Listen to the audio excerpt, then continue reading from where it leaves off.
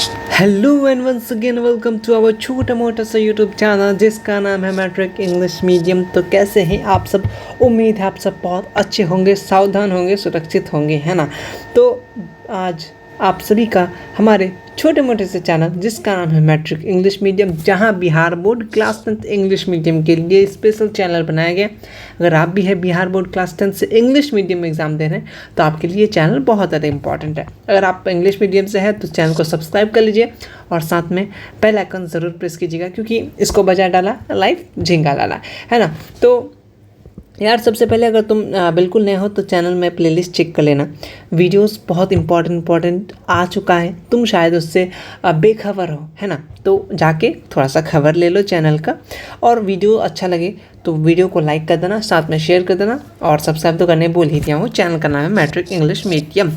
तो स्टार्ट करेंगे। स्टार्ट क्या, आधा हो चुका था हमारा लाइट का पोर्शन और छूट गया था क्योंकि आवाज़ कट होने की वजह से पूरा अपलोड नहीं कर पाया था, लेकिन आज कोशिश करेंगे कि हम लोग सारा का सारा कंप्लीट कर दें। ओके, तो यहाँ से स्टार्ट था, ठीक। रे diagram of image form by convex, हमने कनकेव वाला पढ़ लिया, अब कन्वेक्स। इससे ऑब्जेक्टिव आएंगे। बस मैं बोलना चाह रहा हूँ NCERT का तुम्हारा जो एक डायग्राम होगा, मतलब डायग्राम बोल रहा हूँ मैं, एक टेबल होगा, उस टेबल को याद कर लो तो तुम्हारा यहाँ से ऑब्जेक्टिव वाला आंसर, क्वेश्चन आंसर ख़त्म है। मतलब सब्जेक्टिव में आता नहीं है, ऑब्जेक्टिव में आएगा। सिंपल सा ऑब्जेक्टिव, हर एक लाइन से ऑब्जेक्टिव बनेगा, किस तरीके से आज तुम जान जाओगे। तो स्टार्ट करते हैं। सबसे पहले सिंपल सा देखो, अगर ऑब्जेक्ट को हम इन्फिनिटी में रखते हैं तो कहाँ पे फंसता है? का पोजीशन ऑफ इमेज, इमेज कहाँ बनता है? फोकस में बनता है। सिंपल से याद रखना, हमने कनकेव में भी देखा था, अगर इन्फिनिटी में रखता है तो फोकस में बनता है। लेकिन यहाँ पे क्या फ़र्क है, यहाँ वर्चुअल और इरेक्ट बन रहा है। इमेज का नेचर कैसा? वर्चुअल और इरेक्ट, मतलब सीधा, ठीक है। और साइज बोले तो ये कैसा हो रहा? Point size. हर एक लाइन से ऑब्जेक्टिव बना सकता है बिहार बोर्ड, और बनाता ही है। सिंपल सा पूछता है, अगर कोई ऑब्जेक्ट को इन्फिनिटी में रखेंगे तो उसका इमेज कैसा बनेगा? कहाँ बनेगा? सिंपल सा, तो कहाँ बनेगा? फोकस में। कैमरामैन फोकस वाला में, ठीक। नेचर कैसा होगा? वर्चुअल और इरेक्ट। किसका बात कर रहा है? कन्वेक्स मिरर का। इस बात को याद रखिए, कन्वेक्स मिरर में नेचर जो होगा, दोनों दो ही यहाँ पे सिर्फ पढ़ेंगे हम लोग, तो दोनों क्या होगा? वर्चुअल और इरेक्ट। इस बात को याद रखने का। और साइज पूछ ले, अगर ऑब्जेक्ट को इन्फिनिटी में रखते हैं तो इमेज का साइज कैसा होगा? तो पॉइंट साइज होगा, एकदम ऐसा, ठीक है। चलो उसके बाद अगर दूसरा नंबर, अगर ऑब्जेक्ट को अब हम लोग का पोल और इन्फिनिटी के बीच में रखें, कहाँ पे? पोल और इन्फिनिटी के बीच में रखें तो कहाँ बनेगा? तो कहाँ बनेगा? Between P and F same है, बस यहाँ पे क्या हो जाएगा? वर्चुअल और इरेक्ट। नेचर कैसा हो जाएगा? वर्चुअल और इरेक्ट। ये सब ऑब्जेक्टिव क्वेश्चन। साइज कैसा होगा? डिमिनिश। ये भी ऑब्जेक्टिव क्वेश्चन। मतलब 1 2 3, यहाँ से 3 क्वेश्चन का 3 क्वेश्चन बन सकता है, यहाँ से भी 3 क्वेश्चन बन सकता है। मतलब टोटली 6 क्वेश्चन तुमसे ऑब्जेक्टिव इसी यहाँ से बना सकता है, लेकिन तुमको सारा का सारा पढ़ के जाना है। अब यूजेस बहुत बार आता है, डायरेक्ट 2 नंबर में आ जाता है तुम्हारा यूजेस। तो यूजेस और ऑब्जेक्टिव में भी आता है यूजेस, तो किस तरीके से आता है सब कुछ हम लोग डिस्कशन कर लेंगे, है ना। इसीलिए तो मैं वीडियो बना रहा हूँ।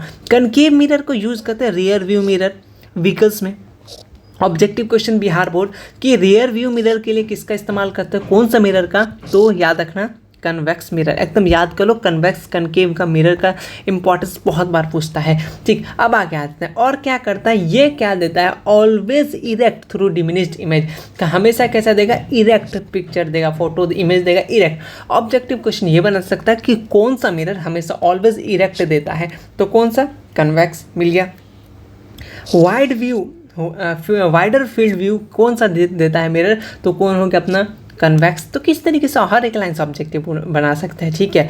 और कन्वेक्स मिरर जो है यूज़ करता है at blind turn on the point margin traffic and facilitating version of both of the traffic में भी इस्तेमाल होता है। और इसमें क्या होता है? शॉप एज सिक्योरिटी मिरर, मतलब एक मिरर लगाया जाता है। आपने देखा होगा कई सारे शॉप में मिरर लगा के रखता है, वो देखता है, मतलब कि उसमें सब कुछ दिखता है, कौन आ रहा है जा रहा है। एक कैमरा, CCTV कैमरा जैसे, बस उसमें रिकॉर्ड नहीं होता लेकिन पूरा रियर व्यू दिखता है ना। चलो इसलिए इस्तेमाल करते हैं गाड़ी में, क्योंकि गाड़ी का शीशा इतना छोटा होता है, कुछ ज़्यादा छोटा हो गया, तो कोई बात नहीं, ये रहा। ये अब आपको बहुत दूर तक देखना है, मतलब दूर तक गाड़ी है, अगर ये छोटा नहीं बनाता है इमेज तो आपको वो गाड़ी तो इतना बड़ा दिख जाता, अब पीछे क्या है वो तो नहीं दिखता आपको ना।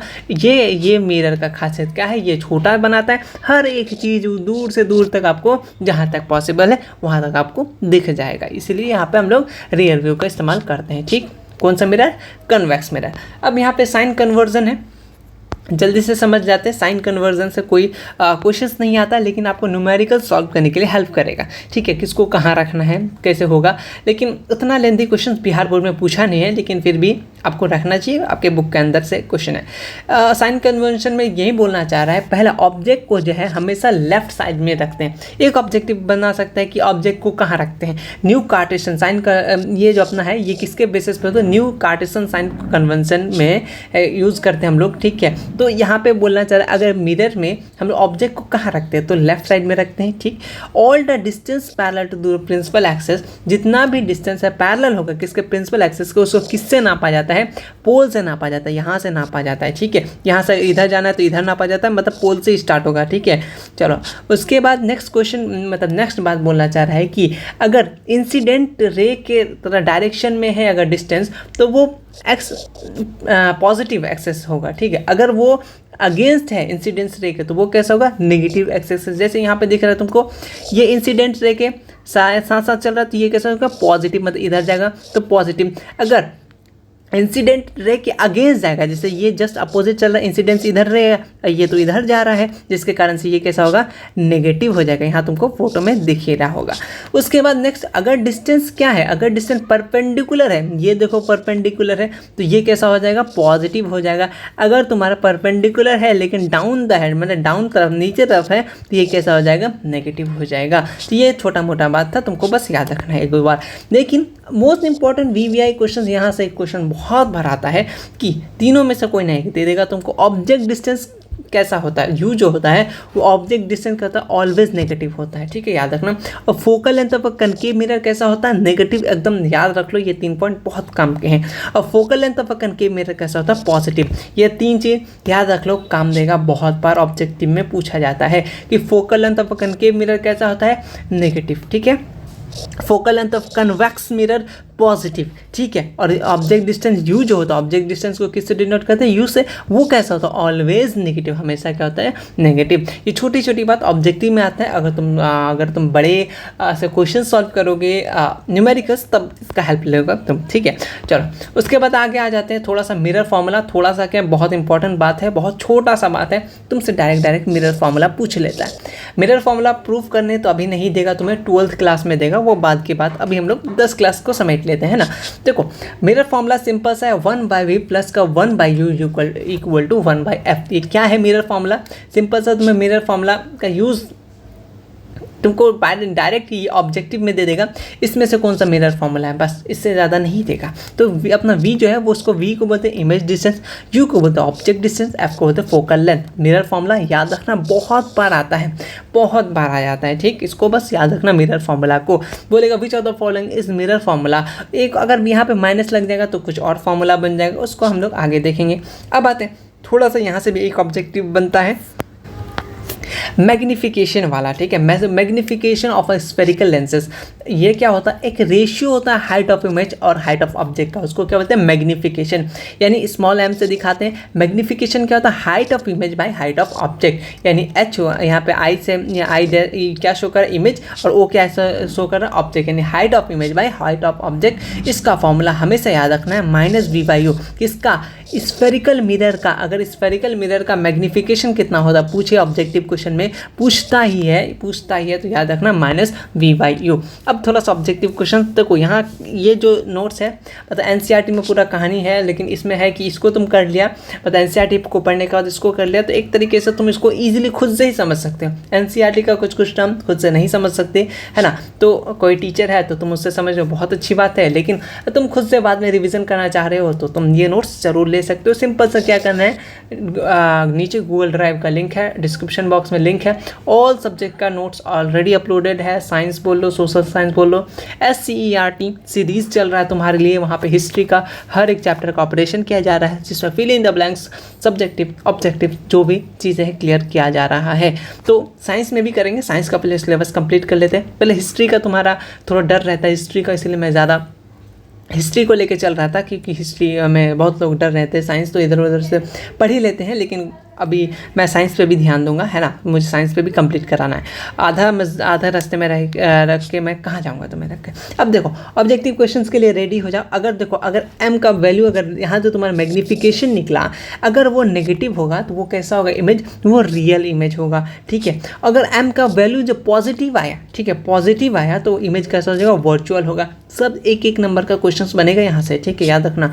अगर H1 और H1 मतलब हाइट ऑफ इमेज जो है, ये हाइट ऑफ ऑब्जेक्ट अगर बराबर हो तो मैग्नीफिकेशन कैसा होगा, बराबर होगा, यानी इमेज का जो साइज होगा इक्वल होगा किसके, ऑब्जेक्ट से। सिंपल सा बात। अगर हाइट ऑफ इमेज, ठीक है, 1 से बड़ा, मतलब हाइट ऑफ इमेज बड़ा हो, यानी m मैग्नीफिकेशन जो है 1 से बड़ा हो। सॉरी, यहाँ पे देखो, यहाँ पे इधर साइन है, मैं नीचे वाला बताने लगा।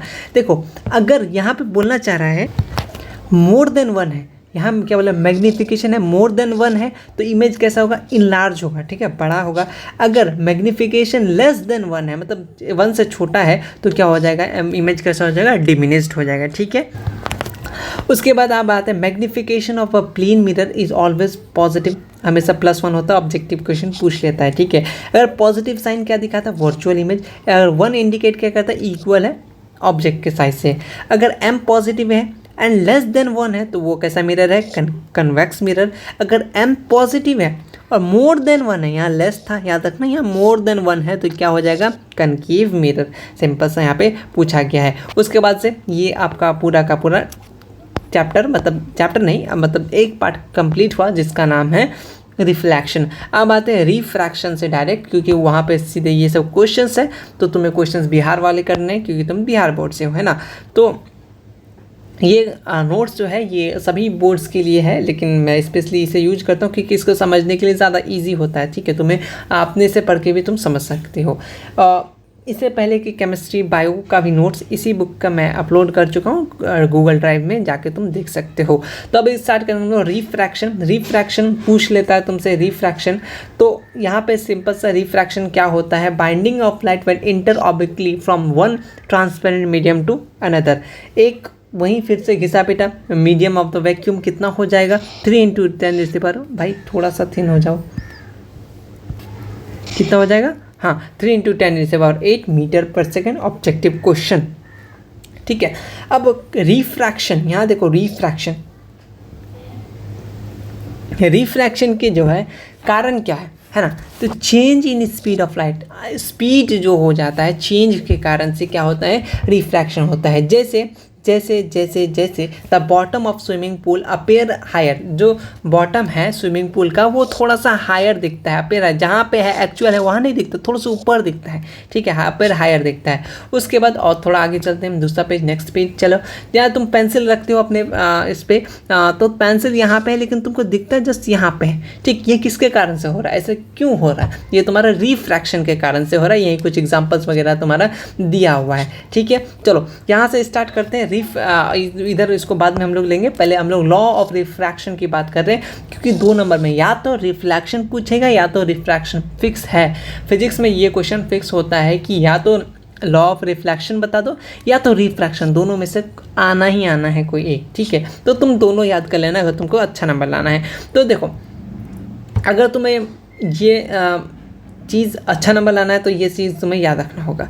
चलो, द इंसिडेंट रे, रिफ्रैक्टेड रे and the normal to the interference of two transparent media in one point of incidence all lie in same plane, उसको क्या बोल, ये हुआ तुम्हारा पहला नियम। तो फर्स्ट लॉ ऑफ रिफ्रैक्शन ऐसे लिख सकते हो, the first law of refraction से द इंसिडेंट रे और जो रिफ्रैक्टेड रे and the normal of interference of 2 transparent media, वो कहाँ रहेगा, एक पॉइंट ऑफ इंसिडेंस में रहेगा जो एक सेम प्लेन में लाई करेगा। उसके बाद नेक्स्ट क्वेश्चन, मतलब नेक्स्ट जो आपका क्या बोलते हैं नेक्स्ट लॉ है, उसको हम लोग स्नेल्स लॉ के भी नाम से जानते हैं। इस बात को ऑब्जेक्टिव क्वेश्चन पूछ लेता है कि दूसरा स्नेल्स लॉ को मतलब कि आपका जो ये है बोलना क्या है, लॉ ऑफ रिफ्रैक्शन में सेकंड लॉ को और किस नाम से जानते हैं, तो अपना स्नेल्स लॉ के नाम से जानते हैं। ठीक है, चलो जान लिया स्नेल्स लॉ को। अब क्या होता है इसमें, the ratio of sine of angle of incidence या sine of angle of incidence और sine of angle of refraction वो कैसा होता है, कांस्टेंट होता है। कैसा होता है, कांस्टेंट होता है। बस इसी को आपको इतना तक लिख देना है, इज कॉल्ड स्नेल्स लॉ। ठीक, अब इसको sine I by sine R, sine I क्या एंगल ऑफ इंसिडेंस और ये आर क्या angle of reflection, sine angle of incidence by sine angle of reflection कैसा होता है, कांस्टेंट होता है। बस इसको आपको याद रख लेना है। आपका ऑब्जेक्टिव क्वेश्चन डायरेक्ट ये पूछ देता है sine I by sine R ये कौन सा लॉ है, तो स्नेल्स लॉ। फिर दूसरा question sine I by sine R का क्या होता है, कांस्टेंट होता है। दूसरा यह भी क्वेश्चन तब से क्लियर हो गया। अब आते हैं रिफ्रैक्टिव इंडेक्स क्या होता है। रिफ्रैक्टिव इंडेक्स की पूछा है, एक रेशियो होता है, किसका ratio, speed of light, speed of light in a given pair of media के अनुसार। ठीक है, तो यहाँ velocity of light of medium 1 और वेलोसिटी ऑफ लाइट मीडियम 2 ये फॉर्मूला है इसके रिफ्रैक्टिव इंडेक्स का, कितना वेलोसिटी से लाइट आ रहा है पहला मीडियम से और कितना आ रहा है दूसरा मीडियम से, ये तुमसे पूछा है। ठीक, उसके बाद ये सब जो है इसको रिप्रेजेंट करने का तरीका है। अब आते हैं आगे एब्सोल्यूट रिफ्रैक्टिव। यहाँ से क्वेश्चंस थोड़े से कम आएंगे, लेकिन जो ज़्यादा जहाँ से पूछा जाता है वहाँ से मैं तुम्हें ज़्यादा फोकस कर दूँगा। एब्सोल्यूट रिफ्रैक्टिव इंडेक्स की बात करें तो ये रिफ्रैक्टिव इंडेक्स ये रिस्पेक्ट करता है किसके रिस्पेक्ट में, टू वैक्यूम और एयर के रिस्पेक्ट में। तो यहाँ से वैक्यूम का वैल्यू यहाँ पे तो आपको पहले 3×10⁸ दिया हुआ मीटर पर सेकेंड। यहाँ पे फिर उसको लिखने का तरीका आप अलग अलग तरीके से लिख सकते हैं। रिफ्रैक्टिव 1 रिस्पेक्ट टू 1 ईयर के मीडियम पे या फिर अलग रिस्पेक्टिव मीडियम 2 के रिस्पेक्ट पे, यहाँ पे अलग अलग तरीके से दिया गया। एक याद रख सकते हैं, अगर याद रखना है तो नहीं, डायमंड का हाईएस्ट होता है, ये बात नहीं, ये तो नहीं आता, लेकिन फिर भी आप याद रखना refractive index of diamond is highest till date. ठीक है, इट इज़ कितना 2.42 मीन इसका स्पीड ऑफ लाइट कितना होगा 1/2.42 less than diamond and then vacuum. Optically denser medium से यहाँ से एक क्वेश्चन आगे बनेगा, वो अगला पेज में है। Out of the 2 media the medium which higher value of reflective index. Optically rare medium से यहाँ से एक क्वेश्चन बनता है हर साल जो आपको देखना है। Optically rare medium out of the given media 1 medium with lower, यहाँ पे रियर मतलब क्या होता है कम, वह ऑप्टिकल डेंसर, डेंसर मतलब क्या होता है ज़्यादा। बस सेम टू सेम वही आपका यहाँ पे out of two given media the medium which है lower value of reflective index, जिसका लोअर वैल्यू हो। ठीक है, उधर क्या था आपका जस्ट इसका अपोजिट क्या था, हायर था। यहाँ क्या था रिफ्लेक्टिव हायर वैल्यू, वो अपने डेंसर मतलब बहुत ज़्यादा हाई रहेगा। सिंपल सा यहाँ पे। चलो अब यहाँ पे आ जाते हैं, अगर लाइट इंटर करे कहाँ, रेयरर टू डेंसर। इस बात को थोड़ा सा गौर फरमा दीजिएगा, अपना कॉपी में लिख लीजिए। अगर लाइट रेयरर से डेंसर जाए तो वो टुवर्ड नॉर्मल बेंड करेगा। किधर जाएगा, नॉर्मल के तरफ। जैसे ये देखो एरो से तुम्हें बताना चाह रहा है, दिखाना चाह रहा है। ठीक, इस बात को याद रखना। अगर कहाँ से, रेयरर से डेंसर मीडियम से जाए, रेयरर टू डेंसर, यहाँ रेयरर मीडियम है आ जा रहा है, अब देखो डेंसर मीडियम जा रहा है। ठीक है, तो ये बेंड किधर होगा, टुवर्ड द नॉर्मल। इस बात को याद रखना, बहुत बार पूछा है। ठीक है, और अगर तुम डेंसर टू रेयरर मीडियम जाओगे, अब तुम पहले ऊपर डेंसर थे, यहाँ पहले रेयरर मीडियम पहले ऊपर था, लेकिन अब जस्ट उसका अपोजिट, अब तुम्हारा क्या करे, डेंसर मीडियम से तुम रेयरर मीडियम में जाना चाहोगे तो क्या हो जाएगा, far away from the normal. Bend कहाँ जाएगा, far away from the normal. अच्छा, इसको एक छोटा सा चीज़ से समझ सकते हो, जैसे मैंने समझा था इस चीज़ के लिए कि अगर तुम बहुत ज़्यादा भीड़ से तुम निकल रहे हो, निकलते जैसे ही तुमको थोड़ा सा खाली जगह मिला तुम भागोगे फुल स्पीड में, तो वही क्या हो रहा है, bend away from the normal, एकदम नॉर्मल से फुल फास्ट में आप लोग भाग जाते हो। तो वही काम यहाँ भी अपना लाइट भैया कर रहे हैं कि डेंसर मीडियम से रेयर मीडियम, खाली मीडियम जा रहा है, अब बेंड अवे जाएगा, जल्दी भागेगा, bend away from the normal. इसी तरीके से याद रख सकते हैं। जैसे इसका अपोजिट क्या हो जाएगा, अगर तुम रेयर मीडियम में से डेंसर मीडियम जाओगे तो तुमको थोड़ा सा नॉर्मल से सट के जाना होगा, कहीं कुछ हो ना जाए, एक्सीडेंट ना हो जाए। तो इसी तरीके से तुम भी याद रख सकते हो, है ना। चलो आगे आते हैं रिफ्रैक्टिव इंडेक्स। देखो refractive index of a medium medium does not depend on physical density के, फिजिकल डेंसिटी पे डिपेंड नहीं करता है। अब आते हैं स्फेरिकल लेंसेज, यहाँ से ऑब्जेक्टिव क्वेश्चन तुम्हारा आपसे फिर से स्टार्ट हुआ। अब आते हैं कन्वेक्स लेंस, और दो टाइप का लेंस होता है, एक तो कन्वेक्स लेंस कभी कभी पूछ देता है स्फेरिकल लेंसेज कितना टाइप का होता है, अपना क्या होगा, एक कन्वेक्स लेंस और एक होता है कनकेव लेंस। ठीक, अगर तुमसे डिफरेंस पूछ ले कि क्या डिफरेंस है 2 नंबर में, तुम एज इट इज़ इसको लिख के आ जाना, तुम कौन सा 2 नंबर तुमको दे देगा इजीली। सिंपल सा स्फेरिकल लेंसेज, तो देखो अपना कन्वेक्स लेंस होता है वो कैसा होता है, थिन फ्रॉम कॉर्नर, कॉर्नर में कैसा होता है, थिन होता है, ठीक है। और जो अपना सेंटर में कैसा होता है वो थिक होता है, ठीक है, थोड़ा मोटा होता है। और ये कैसा होता है, कन्वर्जिंग। मिरर के केस में क्या था, कन्वेक्स डाइवर्जिंग था, लेकिन यहाँ पे किसका बात करें हम लोग, लेंस की बात करें। इस बात को थोड़ा सा गौर करना, लेंस में कन्वेक्स क्या हो जाता है, मतलब कन्वेक्स क्या होता है, कन्वर्जिंग हो जाता है लेंस के केसेस पे। ये बात बहुत बार पूछता है, कभी लेंस मिरर के जगह यहाँ अगर लेंस के हटा के अगर हम लोग मिरर लगा देते तब कन्वेक्स कैसा होता था, डाइवर्जिंग हो जाता है। लेकिन अभी क्या है, यहाँ पे लेंस है, इस बात को गौर करना, लेंस है तो कैसा हो जाएगा, कन्वर्जिंग। अब कनकेव मिरर जस्ट अपोजिट हो जाता है, कनकेव मिरर में क्या पढ़ते थे हम लोग, कन्वर्जिंग, लेकिन यहाँ क्या है, लेंस, तो कैसा हो जाएगा, ये डाइवर्जिंग। और ये कैसा, थिक फ्रॉम द कॉर्नर होता है, और ये थिन सेंटर कैसा होता है, थिन होता है, मतलब पतला होता है, और ये डाइवर्जिंग। ये तुम्हारा plano convex, by convex, plano convex, उसके बाद है उसके बाद तुम्हारा यहाँ पे बायो कनकेव तुम्हारा यहाँ पे फोटो पिक्चर बना के दिया गया है। अब आते हैं थोड़ा सा, अब तुमसे वही वाला तुमसे रे डायग्राम का फॉर्मेशन रूल तुमसे बताया जाएगा। रूल को बताने के बाद तुमसे पूछा जाएगा, रूल तो पूछता नहीं है लेकिन तुमको ये सब ज़रूर पूछता है, ये सब तुमको आना चाहिए एकदम अच्छे से, ठीक। तो उसके बाद थोड़ा सा है, उसके बाद हम लोग ख़त्म भी हो जाएगा। चलो ज़्यादा नहीं है हमारे पास, अब जल्दी से थोड़ा सा पढ़ लेते हैं। रूल क्या क्या है, देखो कोई भी लाइन, एक ही बात याद है, अगर पैरेलल लाइन आएगा प्रिंसिपल एक्सिस के तो कन्वेक्स लेंस की बात करें, यहाँ पे स्पेशल देख लो, कन्वेक्स लेंस में वो क्या हो जाएगा, फोकस से पास करेगा। कहाँ से फोकस, तुमने पढ़ा पहले ही पढ़ा कि अगर पैरेलल आ जाएगा तो कहाँ से पास करेगा, फोकस से, तो वही हो रहा है। लेकिन other side of the lens, मतलब दूसरे साइड ऑफ द लेंस में बस इतना फ़र्क है। अगर कोई लें क्या होगा, फोकस से जाएगा तो कहाँ से पास होगा, पैरेलल हो जाएगा प्रिंसिपल एक्सिस के, तो emerge parallel to the principal axis after reflecting, reflection का रिफ्रैक्शन है, सॉरी रिफ्रैक्शन पर देखना, रिफ्रैक्शन के बाद, ठीक है। अब देखो अगर कोई लाइट सीधे आपका कहाँ जाए, ऑप्टिकल सेंटर से पास हो तो विदाउट एनी डेविएशन वो पार हो जाएगा, मतलब अब इधर नहीं आएगा, मतलब डायरेक्ट ही पास चला जाएगा, ठीक है, विदाउट एनी डेविएशन। तो ये कुछ रूल था, ठीक। अब आते हैं डायग्राम, जहाँ से क्वेश्चन बहुत ज़्यादा था कन्वेक्स मिरर में। अगर ऑब्जेक्ट को तुमने एक बात याद रखा, अगर इन्फिनिटी में रखेंगे तो कहाँ बनेगा, बिल्कुल सही, फोकस में बनेगा। लेकिन याद यहाँ पे क्या करना है तुमको, रियल और इन्वर्टेड बनेगा, कन्वेक्स लेंस की बात कर रहे हैं। F2 क्योंकि यहाँ देखो 2 को होगा, क्योंकि 2 को यहाँ पे तुम्हारा लेंस है, यहाँ पे F2 में याद रखना, ठीक है। यहाँ पे क्या है, लेंस में, फोकस में तुमको याद है, लेकिन लेंस की बात करें तो कहाँ बनेगा, F2। और नेचर की बात करें तो रियल एंड इन्वर्टेड होगा। साइज़ की बात करें तो पॉइंट साइज होगा, हाईली डिमिनिश्ड होगा। इसमें से हर एक चीज़ ऑब्जेक्टिव तुमसे पूछ लेगा कि ऑब्जेक्ट को हम लोग इन्फिनिटी में रखेंगे, बोलेगा इन कन्वेक्स लेंस अगर ऑब्जेक्ट को कहाँ रखते हैं, इन्फिनिटी में, तो इमेज कहाँ बनेगा, तो एट F2 में बनेगा। इमेज का पोजीशन, इमेज कैसा होगा नेचर में, रियल और इन्वर्टेड होगा। साइज कैसा होगा, पॉइंट साइज होगा, और रियल और इन्वर्टेड मतलब डिमिनिश्ड होगा। अब आते हैं नेक्स्ट बात, यहाँ पे अगर ऑब्जेक्ट को 2F रखेंगे, बियॉन्ड 2F, कहाँ पे, बियॉन्ड 2F रखेंगे तो ये और कहाँ बनेगा, ये बिटवीन F2 एंड 2F2। तुम ये सब डाटा याद ही रखना है तुम्हें, ठीक है, एकदम अच्छे से याद रखना है। और रियल अगर तुम सोचो मैं बना के लिखूंगा, यार बनाने में टाइम लग जाएगा, ऑब्जेक्टिव तुम्हें सॉल्व करना है, ठीक है, तो तुम याद कर लोगे अभी से। अगर मैं तुम्हें 1000 बार एक ही बात बोल रहा हूँ, सिर्फ और सिर्फ NCERT का वो टेबल तो याद कर लेना यार, सिंपल सा, सुबह शाम 2-3 महीना है, आराम से याद हो जाएगा। उम्मीद करते हैं 2-3 महीना में बहुत कुछ याद हो जाएगा, तो तुम उतना ही कर लेना, उसी से क्वेश्चन लड़ जाएंगे, ठीक है। अगर इस टाइप के क्वेश्चन आते हैं तो उसी में से एक पूरा टेबल में दिया हुआ याद करना में झमेला नहीं होता है।